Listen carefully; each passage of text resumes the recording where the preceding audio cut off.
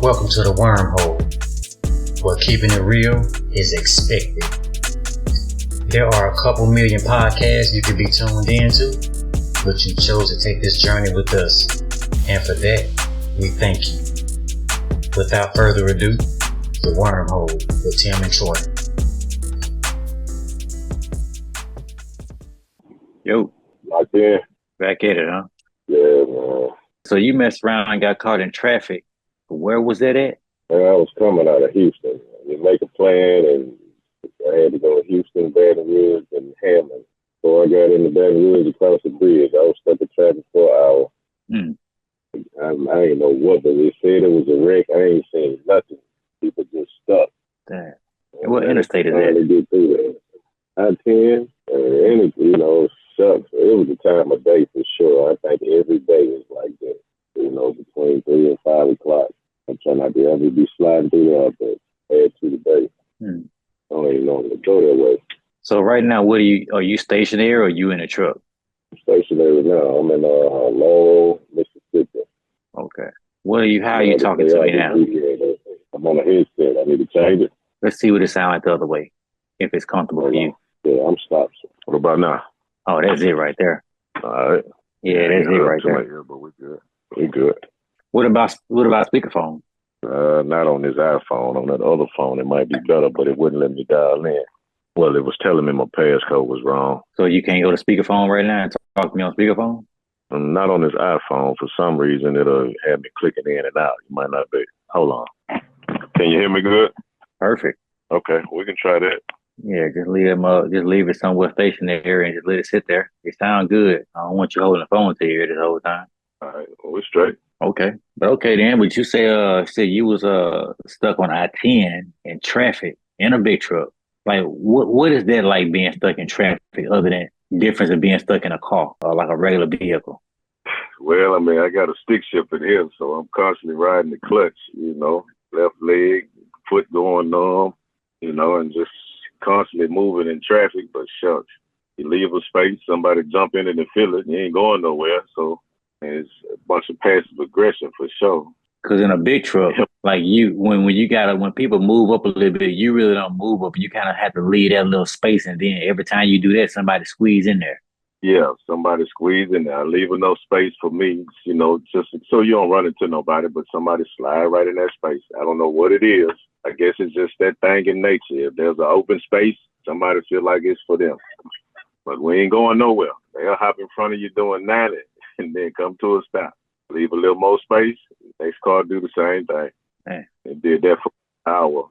So you say your leg go numb. How hard is it to push that clutch as opposed to pushing a clutch in a car or a truck? I say it's not hard, but you got to watch how you use the clutch because you're in gear. So you don't want to push your clutch all the way to the floor. So you're kind of keeping it in between so you don't burn your clutch up. So you're having to kind of ride it a little bit, and when I can, I just stop and pull the brakes, but then when traffic take off, I got to go through the process of pushing my brakes in, wait until they release and then take off. So, end up just kind of finding those. What you mean pushing your brake in? Like, what you mean by that? I got red and yellow knobs in here from truck and trailer brakes. So, if I'm stopped in traffic and it ain't going nowhere for a while, instead of riding the clutch, I just pull my brakes. That way I can just sit here without my foot on nothing. Oh, okay. Pull your brakes. Okay. Yeah. So you got to pull both of them, red and yellow? You don't have to. You can just pull one, as long as you got one of them pulled. But I would pull both of them because it's going to be the same process. You're going to push them back in, you wait for all the air to release, and then you take off again. I'll be damned, boy. I tell you, them big trucks just scared the shit out of me. I don't know why they do, but they just always have. They used to frighten me too. That's why I said I would never do it years ago because they used to frighten me. I think and once I got past that fear, I think I just took out. It just felt like it was this big thing on the road. Like, what if it's in an accident? You know what I'm saying? Like, then at the same time, once you get in it, you're the one that's controlling that. But even then, I was coming down the interstate. I think I was, Missouri. You're constantly looking through your mirrors. You're constantly watching traffic, but you don't always just, what's the word I'm looking for? You don't always just key in on a certain vehicle. But in this particular instance, when I looked in my mirror, I locked in on this particular car that was in the left lane. And I just kept seeing him drifting to the right, and I'm looking at him. I'm like, I had to get all the way over to the shoulder. You know, for him, I don't know if he was asleep and he came to and like, oh shit, and then he swung back into his lane, or if he was hoping I would have just stayed in my lane, not paying attention, and he would have just rolled up the side of my trailer, you know, because in the event of an accident, the trucker is always wrong. You know, them $1 million lawsuits. Every time. Motherfucker be looking forward to trying to hit your ass and not die. If they can hit you and not die. Right. Hey, man, I got a question. Hey, what up? So, if you are involved in an accident like that, what is a higher process for you to get back onto another trucking company? Is it hard, or do they just take you, or what? Like, how's that go? It depends, you know, if it's your fault or not. You know, in most cases, they're going to try to make it seem like you're at fault. But if you covered all your bounds, you know, all your parts, and you're legal and it wasn't your fault, then you're good, you know. But if it's your fault, in different instances where I've seen drivers have a whole bunch of accidents and they get hired with somebody else like it ain't nothing.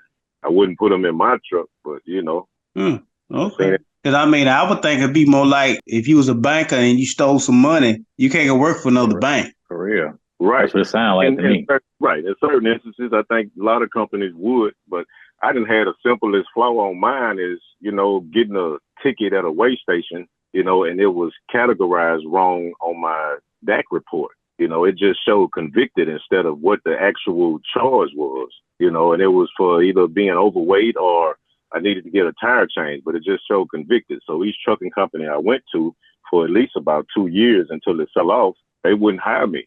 I go through the hiring process. I then took that bus trip up there, then went through all of that. And then when I'm sitting in front of their safety, they telling me they couldn't do it because they can't figure out what that is. And they don't even want to talk to you about it. They don't even want to try to find out. It's just like, you got to go home. We done. That's it. I done took the bus ride up there. I've been up there 3-4 days. Now I got to find me a bus ride back to the house. You know, that was early in my career. You know, I had to go and basically go work with someone else that would kind of not look at that, you know, and that went on for a couple of years. But just something that small to hold you up. And then you see people having all these fatal accidents and, you know, another company hire them as if they don't even know, which that may be the case. They don't know.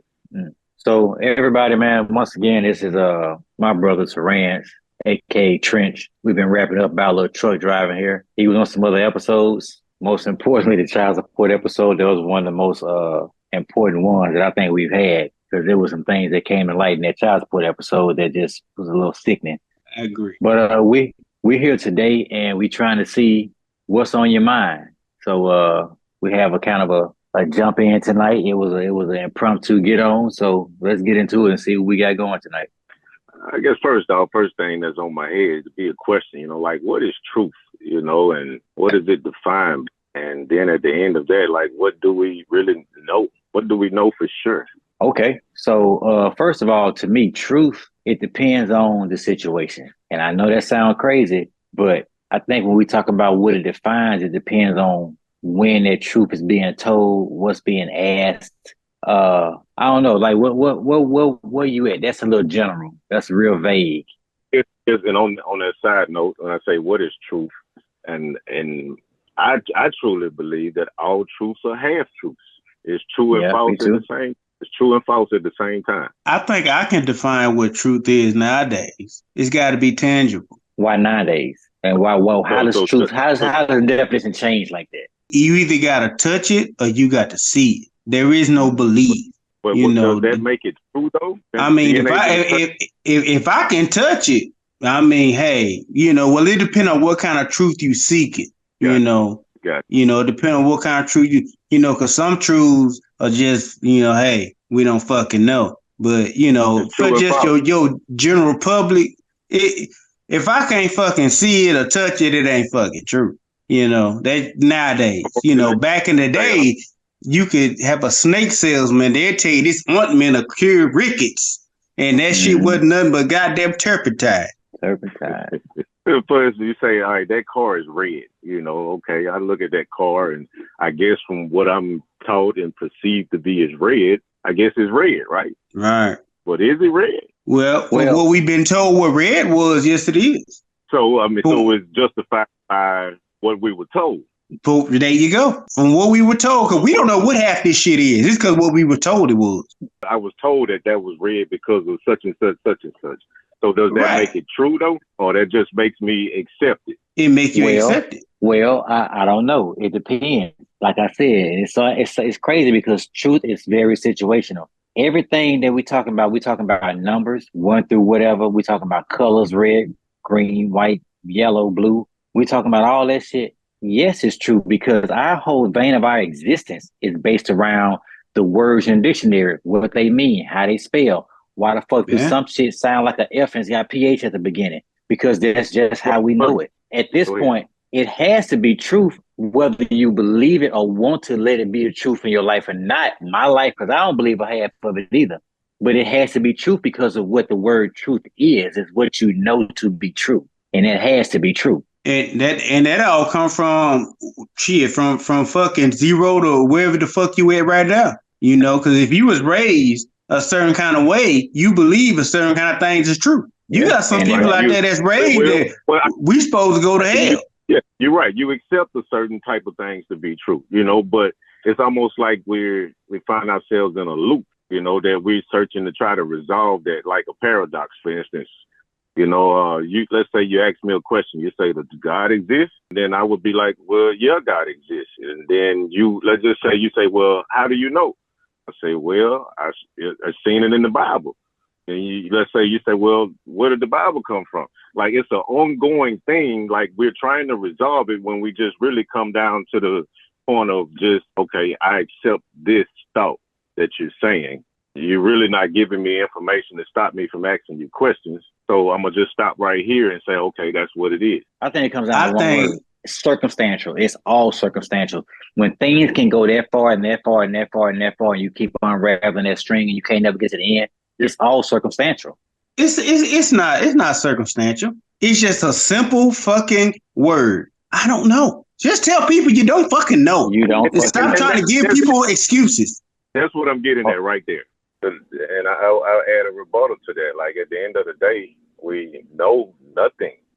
You know, if you can't prove it, and just accept the fact, I don't know nothing. What I gather is tools that I could use, you know, for self-awareness. I mean, I can't make anyone believe anything that I believe about me, but I can make someone believe something I believe about me, but I can't make someone, you know, you can't make a person think like you think. You can if you try hard enough. If you're persuasive enough, but that's another thing. Sir. Like that's if you persuasive enough, you can make a motherfucker believe whatever the fuck you say. Right. Yeah. That's the thing that I don't want to do. Like we in nature, like there are certain things that just happen universally, just in nature. I can consider ourselves compared to trees. You know, they communicate, they talk to each other, but we don't hear them, but they speak to each other. Because if you ever look at them, they never touch each other. You know what I'm saying? They make sure that they leave room for each other to grow. They branches, they grow away from each other. If you look at any tree, you might see one, it's naked on one side of it because there's a tree right there with branches coming towards it. You know, so just I try to gravitate to the nature part of it because we know the things that we know. We ask ourselves, what do we know? Then we say, how do we know? And how do we know? It came from something else. The problem with you gravitating to the nature part of it is not a problem. For lack of better words, just excuse my word, because you are a human and your communication is going to be with other humans. Trees communicate through necessity. Animals in the wild, we watch Nat Geo, they communicate through necessity. They kill through necessity. They eat through necessity. The problem with us is that we'll never get anything accomplished because every human being on this earth is a speculatory, persuasive person who we all agree don't know nothing, but we want to hang on to this one idea of something that can't nobody prove and can't nobody explain. If we would just drop everything that we don't know and get to what we do know, like Tim said, the physical can touch of it, we want this majestic thing, this majestic feeling of this thing that can't nobody explain. Like, we can't let that go because it's blessing everybody. Right. Like, we got to let that go. Right. But then let's say that physical and tangible thing, let's say, for instance, your mind. I can't touch your mind, my mind. I can't just leave my mind to be exposed to be touched because I embrace my mind. I embrace what I put in it. I try to watch what I put in it. So my mind can't be touched. Let's say your thoughts can't be touched. Your thoughts can be touched. Well, they can be projected. Your brain can, but not your thoughts. Your thoughts can be touched. Yes. No one knows what you're thinking until you speak. No one knows what you're thinking. Right. So, you know, that forever belongs to you until you unleash it. So I hold dear to that because I do my best to control the way that I think about things. Because I know in the past I thought about things and situations I found myself in. I found myself in those situations because of how I perceived them. But you also know your thoughts come out in actions. Yes. So you ain't got to tell nobody what you thinking. All you got to do, you just be you. They gonna know what you thinking because you act a certain kind of way. Well, and then even that can be masked because people do deceitful shit all the time. It and looks they got one deceitful way. mind. They have an ulterior motive, so it looks exactly. like this, but that's not their intention. Oh no, wait a minute, no. So hold on. I want to understand. So you say their actions ain't necessarily their intentions. What type of person are we talking about? We talking about a person that's intentional, a very intentional living type person. Well, I guess you can look at any individual, and their intentions will, at some point, they will show. But, people can deceive for years. It can look like this, it can smell like this, but that's not their motive for why they make it look and smell like this. You get signs, you ignore them. Yeah, that's true. That's true because your intuitive nature. I say, yeah. The more that you into yourself, the more that you're aware, then you pick up on signs and maybe you'll tell yourself, no, that ain't it. And that's what it is. You always, because you let your emotions take over your logic. Because your emotions is way bigger than logic. Logic is something most motherfuckers don't have. Everybody got emotions. It's your want. People just say want. Yeah. Yep. So you gonna play a want is an emotion. So you gonna play into that every fucking time. But if your logic just sit there and tell you like get the fuck away from them, then you need to go. But you let your emotion play into it because you're like, oh, we done been through this together. We got X amount of kids. Right. We this. And but logically, you need to leave that motherfucker. Right. And the logic don't kick in until your emotions start, until you're hurt behind what you feel, until you don't feel what you thought you was going to feel. Then you start thinking the logical part of it, but you sway back and forth between logic and emotion all through the run of a day. And one is going to be stronger than the other. And you can't be too logical and you can't be too emotional. You almost got to handle each situation logically and emotionally. But how many situations can you do that to? Man, I'm going to tell you something. You should do them to all, but there's a clouded focus. Yeah, I was about to say that. You should be able to do them from all, but you think things can get clouded because it depends on the situation, whatever it is. Because certain situations, you very logical about. Go ahead, Trent. And I guess in a sense that cloudy part is we'll find ourselves in too many different loops. Let's say anything that would pose as an argument and can't be resolved, like everyone would have a point or an opinion of something. But if it just creates an argument, then it's really unnecessary energy. It's okay for you to believe what you believe. It's okay for you to believe what you believe because they will reconcile at some point. But if it's an argument like, I'm a Republican, you're a Democrat, and I believe this, no, I mean, if it's an argument, then it's bullshit, is the way I see it. Yeah. And it's just to be entertainment to me because we're not going to get anything out of it. It's just one side against the next. But it's a fine line between an argument and a debate. It's just how you handle it in the end. Yeah. That's all. I look at it also like Terrence was saying, like you can't do emotion and logic in every situation. You could, but I think time is a big restraint. Like you don't have time to always go the whole 9 yards with your whole thing. You can't do the whole process and figure everything out. Because if we could, we would always make the right decision. But in some way, we always run into this time frame that make us either hurry up or do something way too irrational. Right. Again, and I find my go ahead. No, okay. A lot of time in silence. What you got? What you got, Tim? Go ahead, bro. My bad. Yeah, like you at the same store, you can't walk around each other.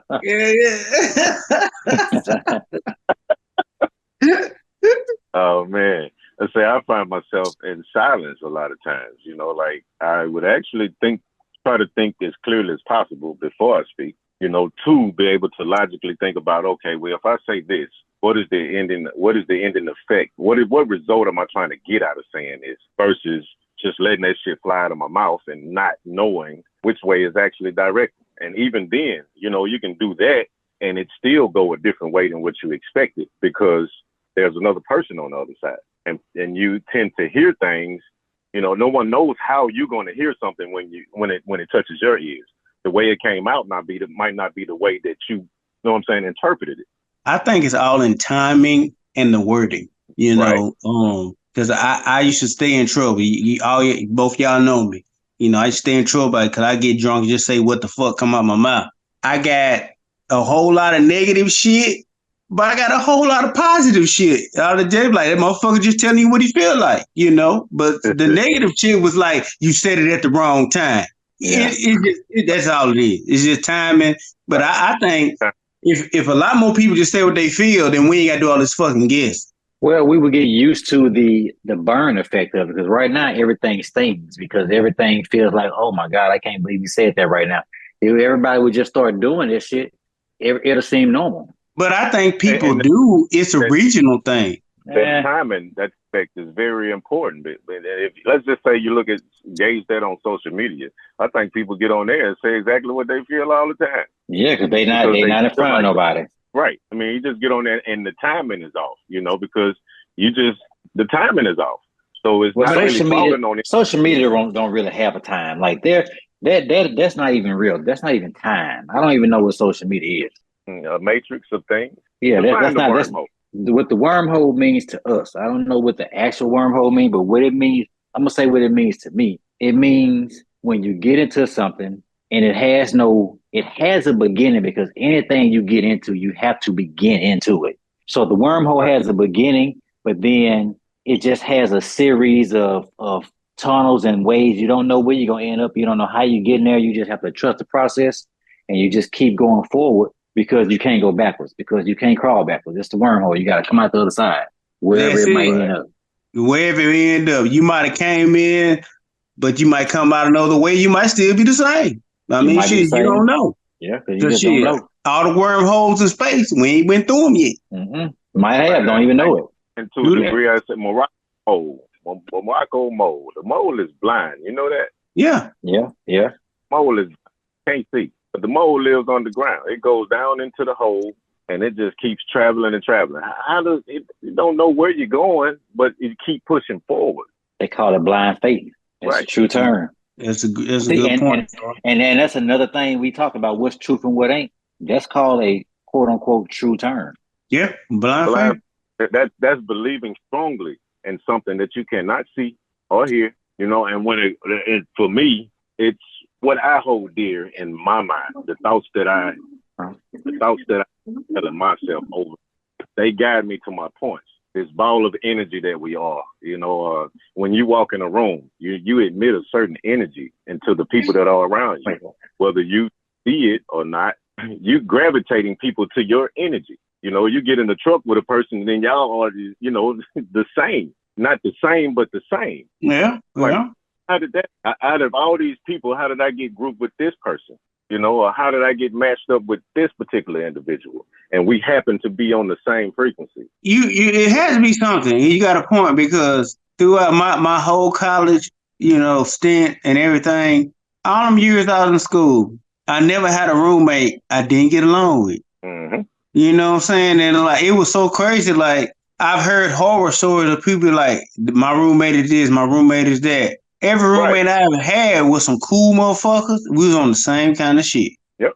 Even down to certain, like I've been on certain jobs and I hear certain group of people saying, "What I don't like, man, you ain't gonna stand this, or you ain't gonna like this, or man, this is this way and this is that way." And when I go into that particular place, I go with an empty spirit of nothing I heard, of nothing that these people done told me about, and I experience it for myself, and it's nothing like what they said. Well, because, they done formed a mob. They done formed a whole mob.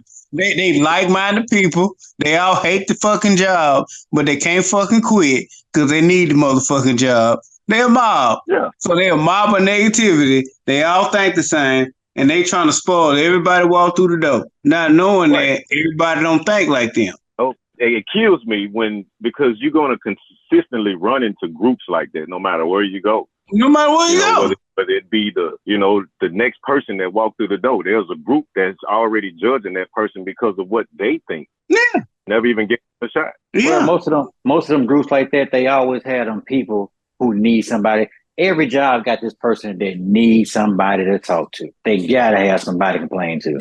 Mm-hmm. But see, all it is, they already got somebody to talk to, but they just easily recruiting. Very easily influenced.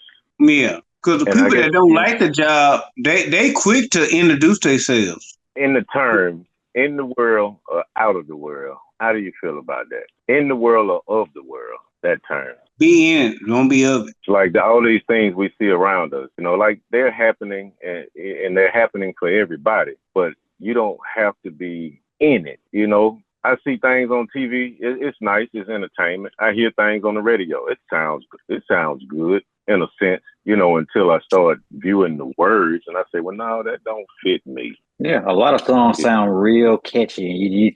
You have to listen to the words because you'll mess around your kids and be saying that you don't know what the hell they talking about for a little while. Right. We had a little, what do you call it? It was a question. Say, pick your favorite song that shows what I mean. Pick your favorite song.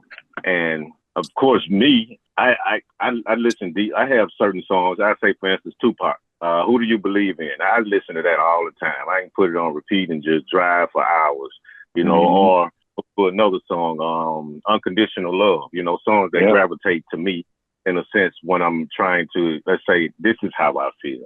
Unconditional love. So I hear the words, I know the words, I identify with the words, and I agree with those words. But then let's just say someone was listening to a song and they said, well, this song right here, I think about you when I hear this song. And it was a song, what was this song? Let's see. It was Lil Wayne, and it's a great song. And it was Keep the Receipt. Keep the Receipt. That was the title. I know y'all know that song. Y'all familiar with it. Okay, well. I might know it.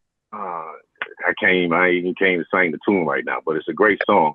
But listening to the words of it, it doesn't really say what Unconditional Love would say or what Who Do You Believe In would say. It doesn't, like those actual songs, they would reflect, directly. It's obvious, you can see. But when you take a song and you say, well, this is what it means to me, but then that ain't what it really is saying, then you're kind of doing, it's like saying bad is good. Let me, I see exactly what you're saying, but I'm gonna have to agree to disagree. What I think a person says when they say a song that clearly does not say what the feeling that they're describing the song gives to them, I think it's association. I think if me and you thought back to a time in our life when me, you, and Chilando used to ride around the streets, we might have been listening to a pop song that was uplifting at the time, but we was doing some shit that wasn't uplifting, or we was in a position where we wasn't being uplifting, but that song still made us go back and made us resonate to like that time.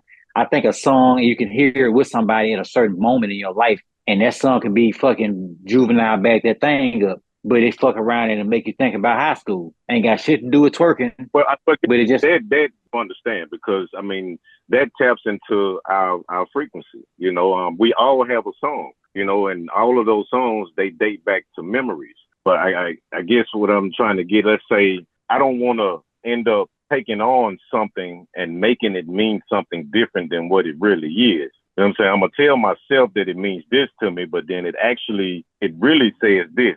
I'm a bad man. That sounds good. You know what I'm saying? Like taking it like a moniker or something, like something people then gave you. Right. It sounds good, but when is bad ever good? You know what I'm saying? I hate when people call kids bad. I hate that. I don't like when people call kids bad. That's a bad chick over there. In other frames of what they really say, that's a bad bitch. You know what I'm saying? But like, when is bad ever good? I understand that. Is it okay for me to say, damn, that's a good woman over there? Is that okay? That's a beautiful woman over there. It's okay, just depending on what age group you talk to. Yeah, you're gonna sound square too. If you say it that way. If you say it the right way, you're gonna sound square. There you go. But taking things that mean a certain thing, like we were given words. We took spelling. They taught us all these different words and different meanings of these words. And for whatever it fits with you, we can make these words mean whatever, what they call it, ebonics or whatever you call it. Trent, I'm gonna tell you like this. I'm gonna tell you exactly why I think all that exists. Why the opposite of everything exists. I think it's rebellion. Everybody on this earth has one thing they want to do, feel different than everybody else. There are billions of people. You got a doppelganger. I got a doppelganger. Tim got a doppelganger. Somewhere, probably multiple doppelgangers. Everywhere you look, somebody look like you. Somebody got the same car you got. Somebody got something. I think everybody come up with shit. They invent shit. They try to change words and be the most individual person that you ever met. That's why shit like that come about. All that shit that this opposite shit, I don't think it's a devious plan. I think all that shit arose from people trying so hard to be different on this earth. Right. So what are you saying? All the same. What are you saying? What am I saying? Yeah. Trench was saying stuff getting created like we call chicks bad. Well, we know the word bad means bad, but bad means good. I think that because everybody on this earth tries so hard to single themselves out and be some kind of independent person, some unique person. Let's call it unique person, not independent, unique. I think stuff gets created. It's not a devious plan like there's words being created to make us say things different. I think people amongst ourselves, peers, we create the opposite words like that so we can stand out as a unique person because we try so hard every day when we wake up to be the most unique Tim you can be. Because there's 100,000 Tims, a million Tims out there. Right. Check the statement. When they pull up to you and they say, "Do you have such and such on your person?" What are they saying? On yourself. Whatever they're looking for is on yourself. You, your person. Is that two different people? No, it's the same person. It's your person. You and your person is the same thing. You and your person is the same. Now, if you want to talk about alter egos, that's different. But when we're describing something, if you're saying Troy, you and your person, that's all the same thing. It's all me. Now, you can be different mentally. And let's say two words, for instance. When you are in the term, when you're speaking in a statement and you use the word me, there's a certain feeling that cross, right? On a ship, like I'm me. Like me, I think me makes you feel like you're pounding your chest like me. Okay, so what about I? When you say I at the beginning of that sentence, I think I makes me feel more formal and important, like more kingship type shit. There's a whole different feeling than the me. I think it does. Could they be two different people? So are you trying to say this is like me, myself, and Irene? It was all Jim Carrey, but it was different alter egos. It would be you yourself, and Troy. Now, this would make more sense to us and to the people listening. I think what you're saying is we're all one entity, but we can be multiple existences in one entity. I guess in a more perfect sense, let's say step outside of yourself and look at yourself. Observe yourself. So in the me part, I'm looking at me. You know what I'm saying? I'm looking at me and I'm observing me, trying to see what I am going to do. Because maybe I didn't agree with me right at that point. Because I didn't like what me was into. Because the biggest battle is with yourself. Right. The I and me. Dre, let me tell you something. You try to pull this shit with the police, when they pull you over, they gonna beat the shit out of you. Yeah, they gonna take all three of y'all to jail. They gonna beat the shit. They gonna be like, "Oh, y'all, that you I me shit now." They gonna beat the shit out of you. You say, "Hey, I didn't." You say, "No, I didn't do it. It was me. I didn't do it." What they gonna call the loony bin? That's the loony bin, ain't it? Hey man, oh real shit. A nigga need to live his life about what kind of answers the police will accept. All that. That's it. Everything else is false. That's what's true. Whatever they accept, that shit right there would have got you beat. They beat the shit out of you for all that shit. It wasn't me. It wasn't me, Tim. I did. No, don't you ever do that shit again.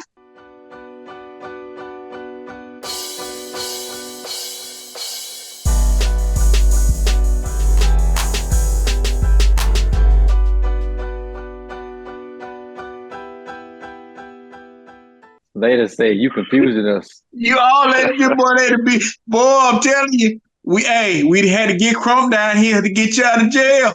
Yeah, go for me and everything. Yeah, damn. Yeah, boy. Fully. And see, once again, we was talking about what's true and what's not. All that you saying is true, but in the time the police pull you over, like we talked about, timing, that sometimes that's what makes it circumstantial. That makes that particular circumstantial. Yeah.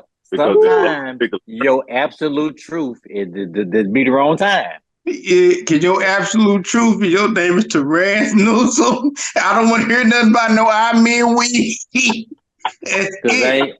That's your fucking name, and you better say it quick, because I'm getting pissed off. Overall, though, man, I embrace the life. You know, the freedom of thinking. You know, like you got free will, self will, and I feel like divine will.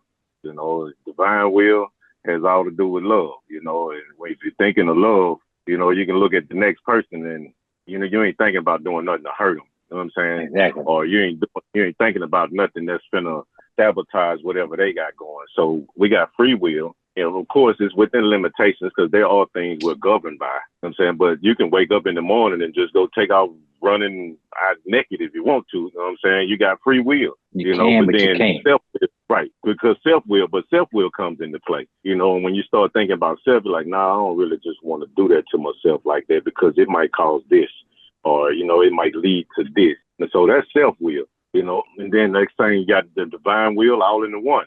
I love myself too much. You know, I'm not going to do myself like that. Or I'm not going to do this person like that. So considering all three of those facets and being able to keep control of them because they get out of hand. Man, I'm free. I can do whatever I want. Nowadays, you ain't got to abide by them kind of rules. You do the fuck you want to, and then they got a name for it. Right. You can do what the fuck you want to. You know good and goddamn well there's kids outside. These motherfuckers are walking around with their dick and balls hanging out and shit and think ain't nothing wrong with it because they got a name for it now. You know what I'm saying? All you gotta do after you do it is act offended. If you act offended that somebody didn't like it, you'll get a law passed for you. Just be offended. Yeah. To be offended. Like, dude, I can't believe they don't want me to walk around like this. Are you fucking kidding me? But guess what? Right. We can't be offended by getting hit across our head with billy clubs. We should be okay with what that. You mean? That is not offended. That's called a way of life. Yeah, we should be okay with that shit. Because that was a law at one point in time. You know what I'm saying? Boy. It was okay to do. So, you know, they didn't try to scrub, but like, oh no, you can't go change it. This is what we used to. That was a rite of passage back in the day. Before you get to be the age of 25, you had to be hit with a billy club. You had to be hit a nigga. Yeah. If you're a white boy, you had to go out like they take their sons out to fucking hunt. They take their sons out. You got to beat this nigga's ass to fucking, just like the Jews, what they do to bar mitzvahs, they go out there and beat niggas. You got to go out there and do some shit. You got to go watch a nigga get hung. Like all that shit, they, like Trump said, he wants to make America great again. Meaning they want to get back to the times where that kind of shit was not only acceptable, it was legal. Yeah. Right. I mean, and I guess, and to that note, you know, like I ain't no politician, and I just view that all of that shit is entertainment to me. Even I ain't thinking about no debate because they all gonna say the same shit. You can go back 20, 30 years of looking at both sides, the red and blue, and they both still based off the same principles that they had the same policies. They do. You ain't lying, Trent. It be the same policy. So it's hard for me to say, you know what I'm saying, what this mean or that mean, because man, I know what I mean to me, and I don't mean no harm to nobody. I try to look and view, well, what benefit did I get out of this? You know what I'm saying? When this person was in office, or what benefit did I not get? I try to weigh those, but even that shit is clouded because it's like smoke and mirrors. You know, like no matter who it is, you're going to have this particular entity pinning you against them. No matter who it is, you're going to have this particular media source pinning you against them. So it's like everybody telling you what to think. Nah, I ain't listening to none of that shit. I'm going to sit back here and, you know, we have our families and we have these things we're trying to provide for our children and things we're trying to provide for our life. Like, how hard is it for us to do those things when these are active? Well, let me tell you this, though, fellas. It's something going on right now. I ain't into politics either. I'm with everything you just said, Trench. I'm the same way. I don't give a fuck about it either way. But something going on right now that we was told could never happen. You got somebody that's running for president, dog, been convicted of felonies, and they said this shit could these are qualifications you could not have to run for president. Right. And this shit is taking place right now. Crazy shit in the world. These are things that a president could not have. These are qualifications that could not go down. This motherfucker is doing that shit and still running. Right. And what is really truly showing is that, I mean, like, everyone has been, to be able to get something accomplished, you got people bending rules and been doing it for ages. You know, and I would like to be able to be some type of impact, which we could probably be more of an impact of, you know, our communication skills within trying to build an actual community, because a community takes a school, a bank, you know, that's invested into the school, and houses that houses, actually religion. Yeah, and a church, a school, a bank. They consider it religion. You gotta have it. Mm-hmm. That's what makes community, you know, a meeting spot for everybody to come together and show that they on one accord. Hey, we all believe and think the same things. That's a community. And when you just go put up a block of houses over here and then a block of houses over there, and then that's not necessarily a community. You know, now you really just you come outside, don't even know your next door neighbor. We still need that community part, you know, like we don't want it. I ain't trying to make it black or white or nothing like that. But if you look at it, look at the statistics, you know, you would see more fully developed white communities than you would see fully developed black communities. You know, when it comes to a black community, it ends up being drawn down to this is the project. You know what I'm saying? That's what it ends up becoming. Or this is the hood, which, I mean, in actuality, everyone has a hood, no matter white, black, you know, no matter what your background is, everybody got a hood, you know, but at the same time, you don't see fully developed black communities, you know, where kids can actually grow and feel safe, can actually, you know, look and feel a certain way, you know what I'm saying, and not feel like they're deprived of something. The fact of the matter is that they are deprived. There are no complete black communities. You know, it's just like black porn. Every black porn you watch, the white porns, they have like names, like stepmom does this and this person does that. The neighbor's peeking through the window. Any black porn you watch is going to say black chick gets fucked. Big titty black girl does this. This person sucks and fucks. That's how black porn sound. They don't even give a fuck about black people enough to name their porn worth of fuck.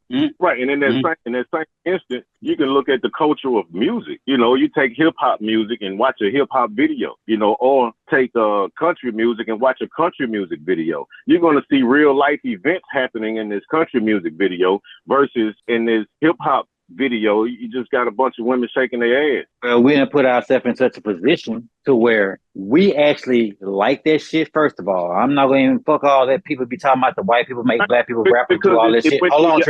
Hold on. So we really like that shit. But secondly, we have been put in a position so bad to where we such a temporary existence of people. We need any support we can get. And support does come by way of being able to fucking go get a record deal and let these white people tell us to rap about whatever the fuck we want to rap about. And that's what we do. We don't see nothing wrong with furthering this bullshit from generation to generation, as long as we get what we call that quote unquote that bag.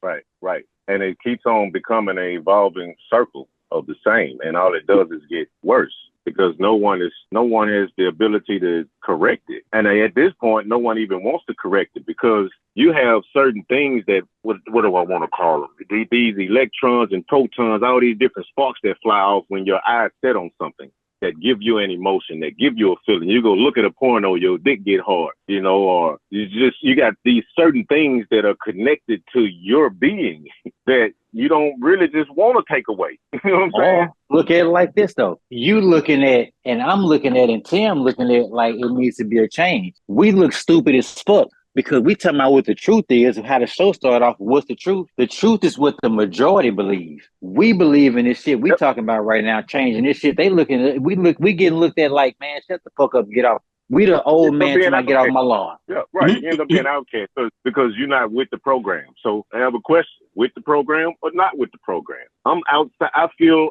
outside of the matrix, but at the same time, we have children, so you can't be fully outside of the matrix, because just as sure as you don't tune into the TV or tune into the music, you might go home to the wife and she's listening to the music or watching the TV shows, or you might go around the kids and they're listening to the music and you listening to what they're listening to. And then I date back to, you know, mama said, what the hell you got on that radio?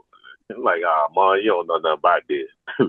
But I understand what she was saying because she's like, look at this shit he got going in my ears. What the fuck is he listening to? So now I look at, damn, what did you got me? What you got going in my ears? You know, and how do you view it? You know, when you're listening to it, what is that making you feel? And it really just end up being something that's what everybody else is doing. Damn, what you got? Man, I was just sitting there thinking, I guess to just go into some of that shit, you know, you just got to be selective on what you listen to, man. I know it's easier said than done, but I mean, I'm able to do it. So, I mean, because I hear a lot of shit and see a lot of shit, but, you know, I'm very selective on what I hear and what I take in. I hear everything, but I take in a little. I mean, everybody got a point, so. Yeah, and I take what I need out of it and what I don't, it's over. Yeah, that's what I say. I hear 100%, but shit, I might only take in 2 or 3. Yeah, but a seed planted, once a seed is planted, it's going to grow, you know, and whether it's a baby or whether it's a thought, you know, it's going to grow until something gets to the root of it and either kills it at the root or changes your perspective of it. But until then, it keeps growing, keeps taking in everything that's going on around it, good and bad, and which you need to know both. You know, without knowing bad, you couldn't figure, you know, well, what is really good? You know, if you just had this just perfect day every day, you know, you wouldn't understand what a bad day was. No, you wouldn't. And I kind of liken that to like what they say about kids. You know, they say little kids are sponges. They take in everything, you know, everything that, you know, 'cause they're always observing and watching. You know, me being a parent at a young age, I guess I call 27 young because shit, I still felt like I was 18. And just being me, being a fucking 27-year-old around my kid, talking and, you know, talking the way I talk. And she's 16 now. Probably one of the best kids you ever meet. And I didn't mute myself around her. Don't do it now. You know, I like shit. If I fuck around, go to talking to get the cussing and shit. She just know the right way to be. I mean, so I don't know, man. I mean, I guess when you teach them and you just got to teach them right. So when they see shit, they know, okay, I can't do that right now.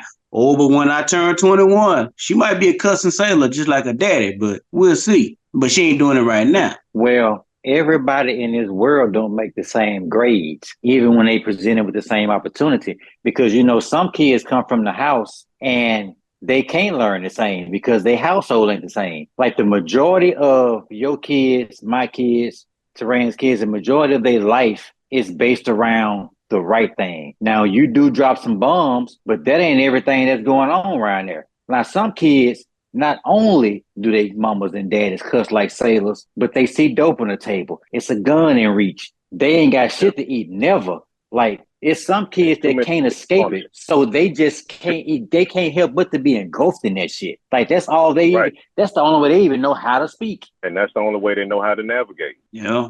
But I mean, but it's so crazy because like my kids, they live with their mom. Their mom keep a loaded pistol right there beside her bed. They don't even look at that motherfucker. She told them one time and that was it. Like that shit sit there. Only time she moved that shit is when other people come over. But if anybody, go ahead. Just to add to that, what type of movies you think she watches? Oh man, she watch what niggas watch. It's just how you raise your kids. Right. You ever been on Tubi? You know, and it just keeps playing. You know, if you click on one particular title, it's going to keep playing movies within that certain title, you know. And if you don't watch it, you know, you ain't no telling what the hell you be watching. You know what I'm saying? I just heard about Tubi. I thought I heard it's some real independent shit, and you might see the most shit on it. Ain't no fucking way. You done seen it before? Nigga, I seen one movie called Dutch. It was decent. It was good.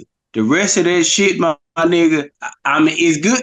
Look, it's really dope house. It's dope house shit.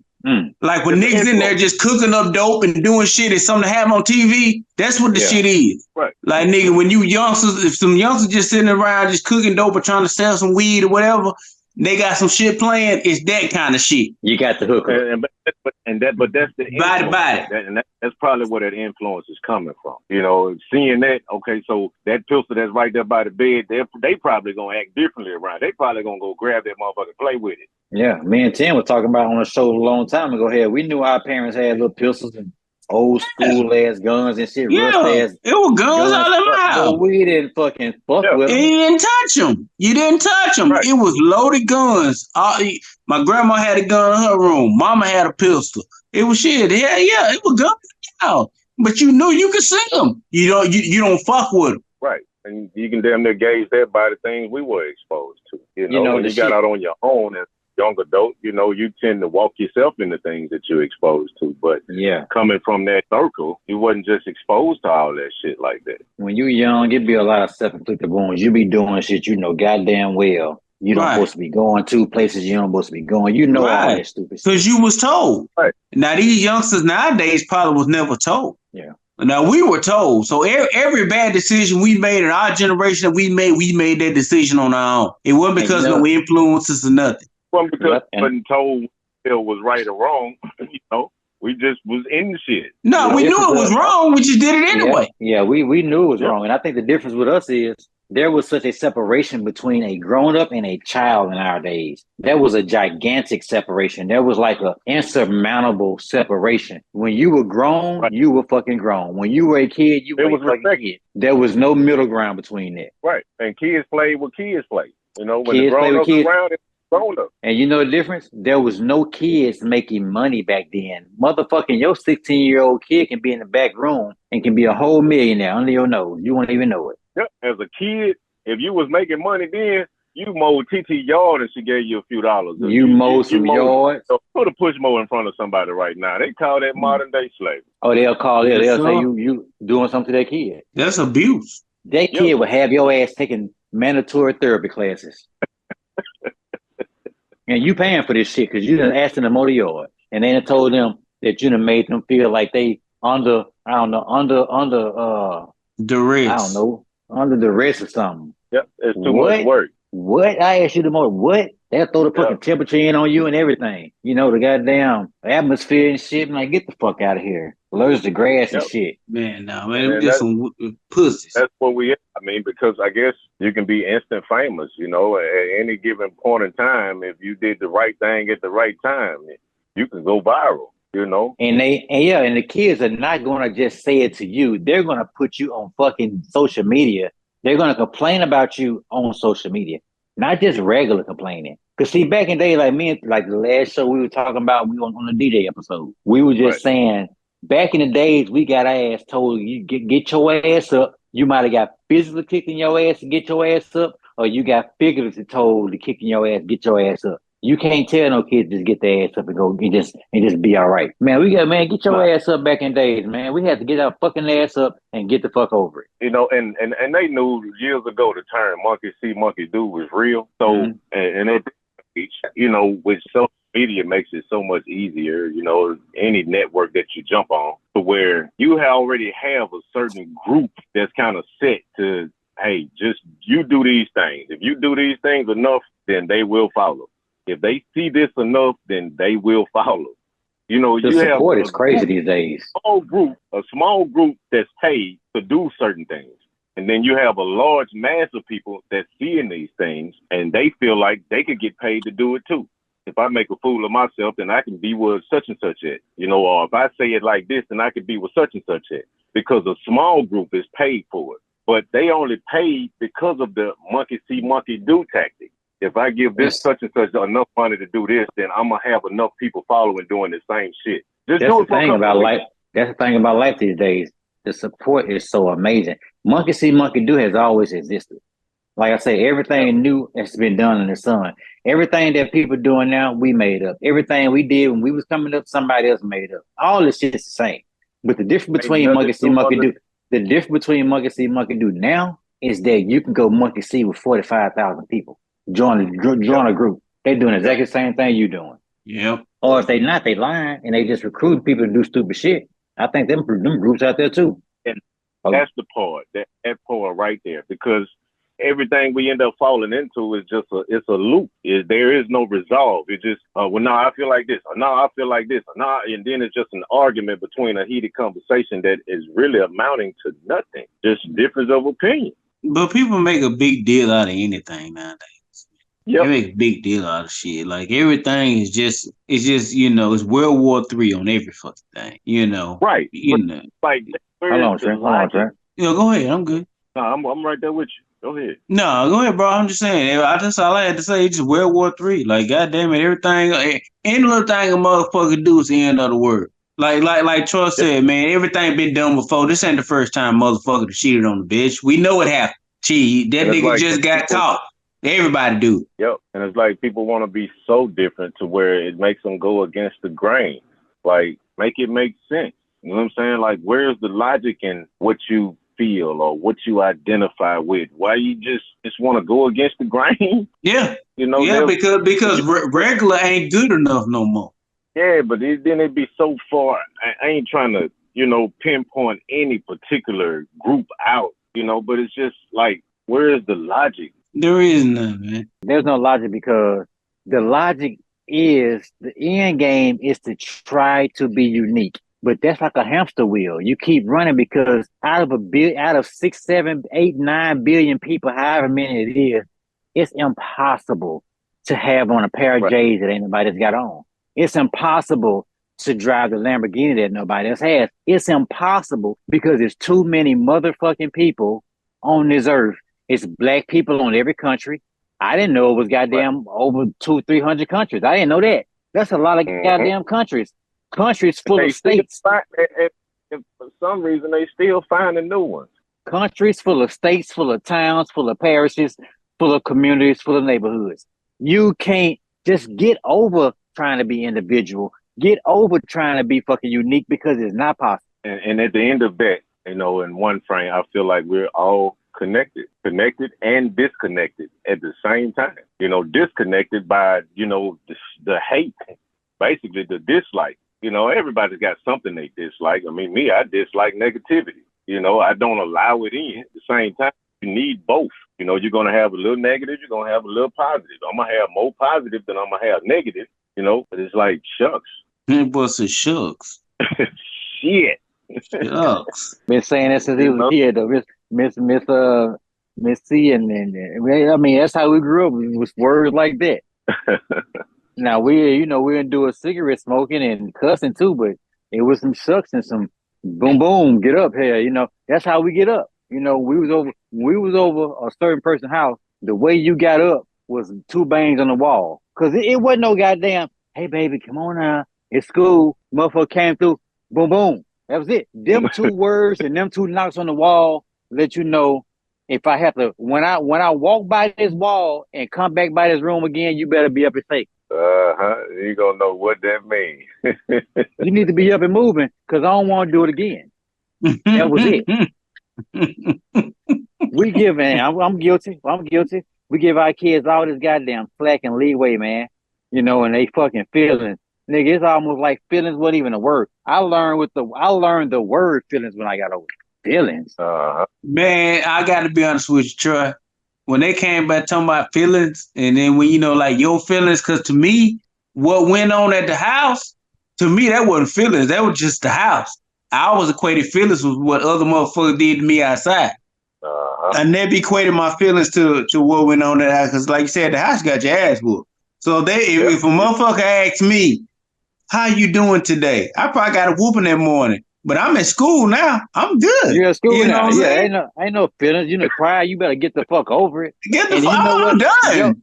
Your mama give you the time till you get to school to get your fucking face together. Because if you don't, she gonna beat your. If you don't get your face together before you get in the pull-up line, she gonna pull over because the teachers know her, and she gonna beat your ass in the car again. Ain't nobody gonna call the police because they know her, and then you gonna go in there with a real snotty nose. Yeah. And a so ass. You got the car ride to get your face together. Nobody's gonna frown at your mama for doing nothing. They gonna give her that look. They gonna give her that old school look, like old school used to do. Like, girl, you doing the right thing. And by that boy, beat his ass now. Because if you don't beat his ass now, the police gonna beat him later. That was what they said. That's what they said. You do it now, or the police gonna do it later. Yeah, the truth is they fail to rise for the child. I have a guilty pleasure when I be delivering this goddamn mail and packages. When I be in them little neighborhoods, sometimes I be seeing them parents. Sometimes they be fussing at their kids. I give them that look like, you doing the right thing. That's my guilty pleasure. I love to see that shit. Yeah, fuss at they fucking ass. I don't even know what they did. Fuss at all of them together. Yeah, get them all. Because you need that. If not, and they don't figure out the difference between the two. Yeah. End up running out and doing whatever comes to mind.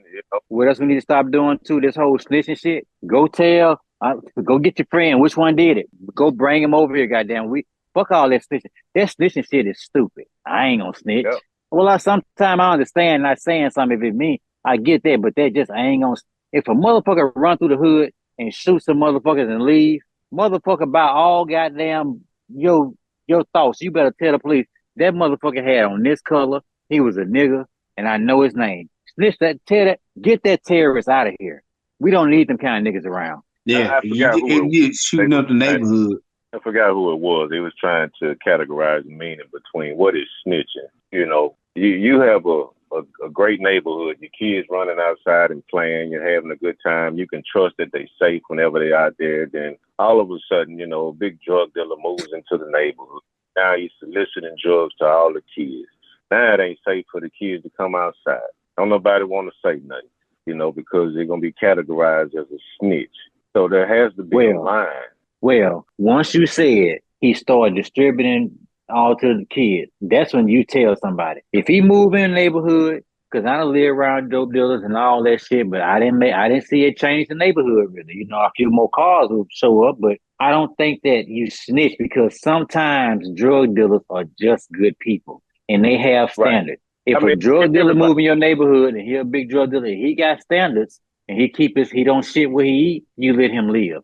But once he started affecting your life and your neighborhood, you got to tell it on him. I think, you know, all people, you have some people that are just downright evil, you know, but all people are, you know, intentions to be good. Everybody's got to do what they got to do to take care of their family, you know, but like just looking at it though, it takes about roughly, you know, of a certain thing going on or taking place in a certain environment. You know, sometimes it happens quick, but over the course of 10 to 20 years is when you start to see that impact. You know what I'm saying? You know, after the kids and start growing up and that certain thing is in their environment all of this time, then you actually, that seed that was planted there, you know what I'm saying? It never got rooted out. So then it starts. And by that time, after 10, 20 years of you not seeing something and now all of a sudden shit, it's out of control, man. You got weeds growing through all your bushes. Yeah. You can't do nothing but just keep trimming their head. Nah, shit, like, they done took off. Weed was around when I was a kid. Parents, I'm sure they got together and they smoked weed, but it was in their own circle. I mean, some were exposed to it more than others. Then as I come up, okay, now that I'm smoking weed, you know, we smoking weed, say it was introduced to me, I mean, me and you, for instance.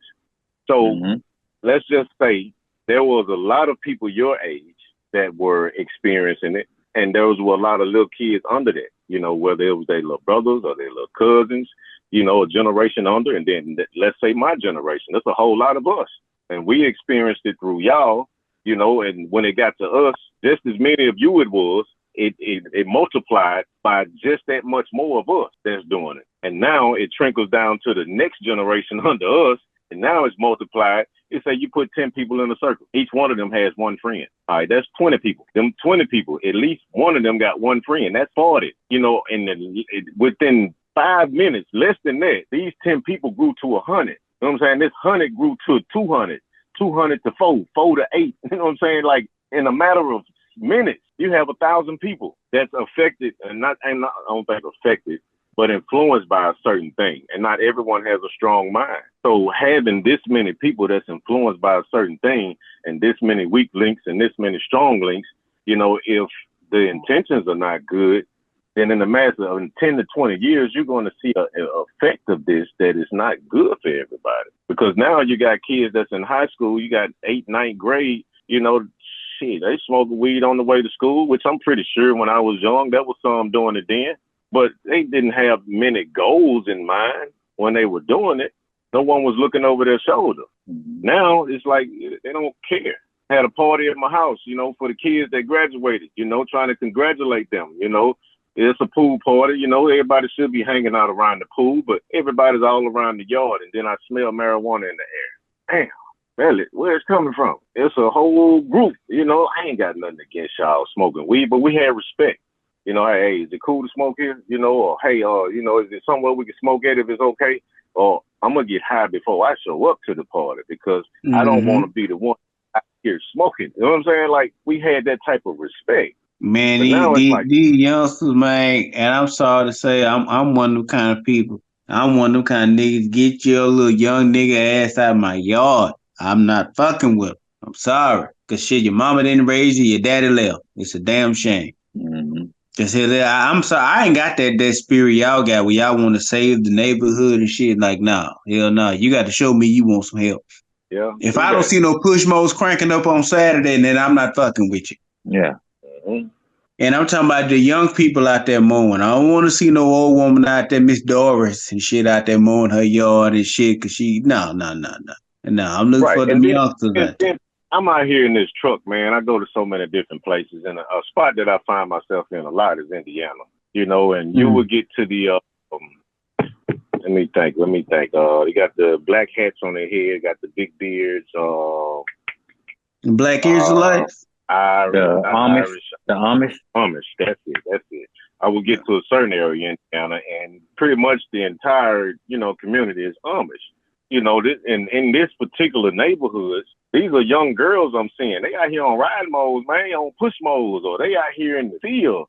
You know, every little boy he's doing some type of job. He like he might be 6 years old, man. He is carrying a pail and a shovel in his hand. Something. You know, and he got fenders and he going to work. Okay, that brings something up to me. So are we wrong as black people? Because I know we all got children. Do we not all do the same thing as far as making sure that they don't have to go through some of the things we had to go through, but you make sure that some of the things we went through they do too? Yes, I have that mindset. Well, hold on. Explain it. Break that down again, Tim. Make sure we understand what you're saying. I think I get what you're saying. Like we want them to go through some of the hardships, but then we try to shield them from other things. Is that what you're saying? From other things. That's what I'm saying. So some of the things that we went through, we make sure that our children don't. But some of the things we went through, you make sure that they do. So they're raising part. Before you respond, Trent, give me some examples of both sides of what you're saying. For me? Yeah. Okay. The mowing the yard, the getting up, the doing that shit. I make sure that I did the same things I went when my girls do shit like that. You know, the getting up and ain't no laying around and shit like that. Some of the things I don't want them to go through is coming up, some of the financial hardships. I make sure that you don't have to go through that. Now, I might not give you everything that you want. I'm gonna give you what you need. So do you tie the money and associate the money to their chores, or do you just give them money because they're responsible, and that's just how things come to responsible people? Okay, I did. Perfect example. I did this. So my daughter was getting ready to go to a prom, and she works at a haunted house. But she's a girl. A lot of hair. Got to get her hair done. It was coinciding with her fucking work schedule. So she was like, but Dad, I really want my hair done. I really want this. So I did something that my mama probably would have never did for me. I know my daddy wouldn't have ever did it. I said, well, look, Booger, this is what I'm going to do. You go get your hair done. I said, how much was you going to make it work? She said, I was going to make $100. I said, I give you that $100. You go and get your hair done. Now, when I was coming up, I would have had to make a choice. You want your hair cut, or you want to go to work? Because my mama didn't have it like that. Yeah. And I know we just talking about $100, but $100 a lot of fucking money back then. Well, we always talk about the way we grew up and the way our parents raised us as if it was some kind of classic ass shit. Maybe they was just struggling, and the way we grew up was like, nigga, you got to make a choice because I can't afford this shit. That's what I'm about to say. I say, in a sense, I do for mine. Things that I know wasn't actually possible for me at the time. It was 3 of us in the household. The jobs that were available at the time, I know they did the best that they could with whatever they had. And whatever we needed, we had that. There you go. So in a sense, I try to make sure that they have what they need You know, and even if you can if got a little extra and you can get something that you want, I get you something that you want, and that trade-off is you ain't out here fucking off your time. You ain't out here running these streets. You know what I'm saying? Like, that's my whole thing, because try to remove that financial hardship, because without it, you find yourself trying to get it by other means. You know, when they couldn't give me money all the time. I learned how to cut hair.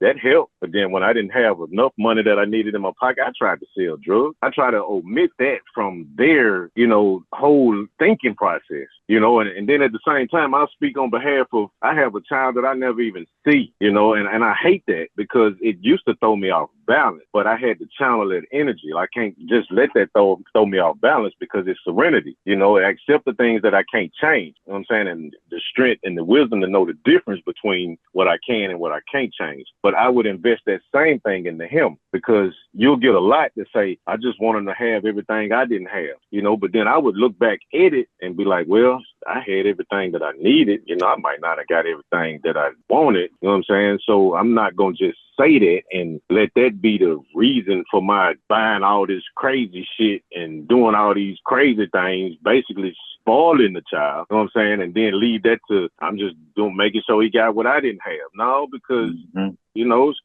there's a whole lot of shit I didn't have, but everything that I did need, I had that shit, you know, and as a parent, that's all you're supposed to do. Make sure that that child has everything that they need, you know, and teach them the difference between right and wrong. So when they get out there in the world, they ain't just looking one way, and they can at least decide between the two. Well, hey, what do I really want for my life? You know, and if this is what I want for my life, then I can't do this. You know what I'm saying? Because that wouldn't help me get to what I want for my life. Yep. Well, look up, fellas. That sounds a good closing point right there. I think I'm gonna go ahead and shut this night down. Sure. All right. It's been real, bro. Man, yeah. Till the next time. We're gonna do it again. We'll be back. All right. Well, bet that up. All right, fellas. All right, Mr. Tim. Yes, sir.